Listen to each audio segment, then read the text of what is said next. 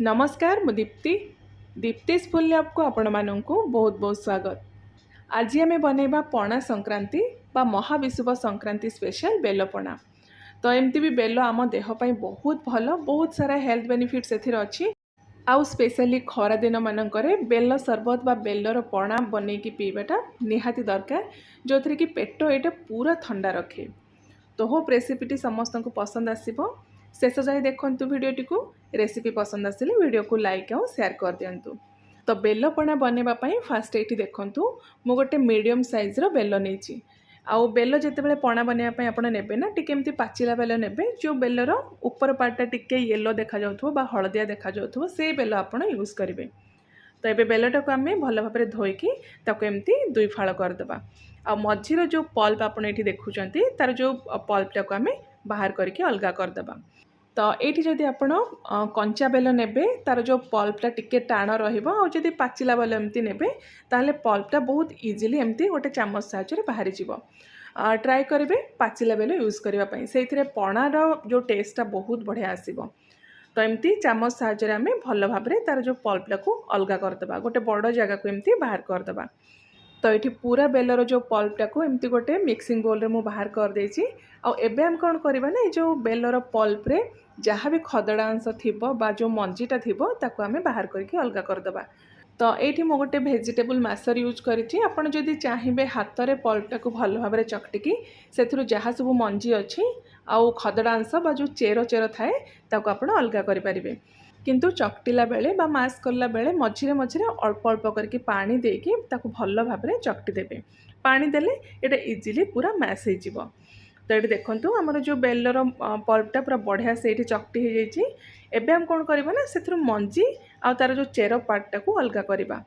तो जदि आप ये चाहिए हाथ में चिपुड़ी तार जो मंजी आ चेरटा को बाहर करेंगे, किंतु से कौन हम ना कि मंजी बा कि जो चेर पार्टटा रही जाए पीला बेले भल लगे।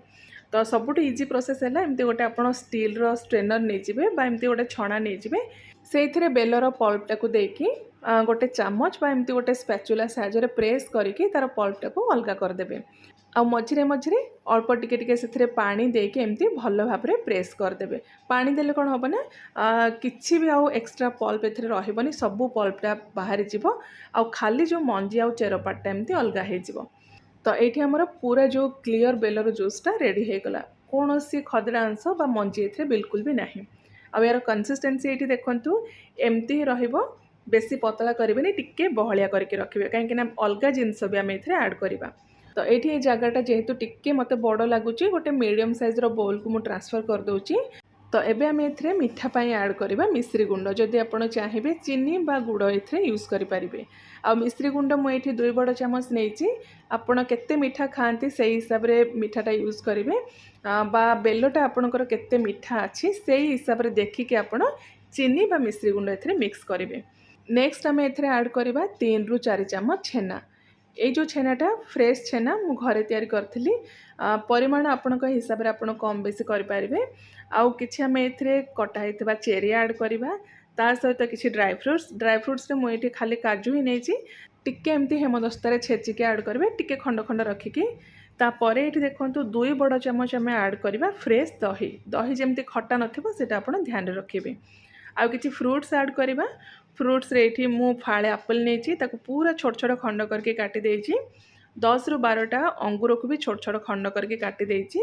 आउ एठी देखंतु फ्रेश बुंदी मु किछि नेछि, मिठा बुंदी, ताको भी आमे 2 रु 3 चामच एथिरे ऐड करबा। तो नेक्स्ट एठी देखंतु फ्रेश नडिया कोरा बा फ्रेश नडिया को एमती ग्रेट करिकी बा कोरिकी आपण नै परिबे। सेथुर आमे 4 चामच पाखा पाखी ऐड करबा।